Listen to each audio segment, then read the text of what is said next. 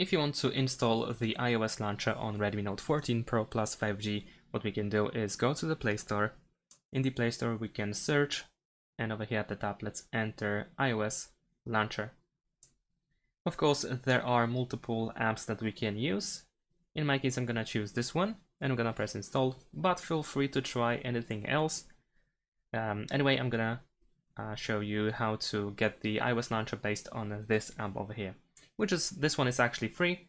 Of course, you will see some ads. There is also the pro version, so if you actually like this app and this launcher, then you can purchase the premium, but it is not really necessary. So let's wait for the app to start. Now over here we can choose the preferred languages, so we're gonna select English. Let's hide this ad and let's press continue. Then we need to simply swipe all the way to the right and choose get started. We can select the wallpaper. So I'm gonna choose perhaps this one and let's press continue. We have the information about the pro version, so we're gonna continue with the free version. Of course we have an ad, so let's wait 10 seconds.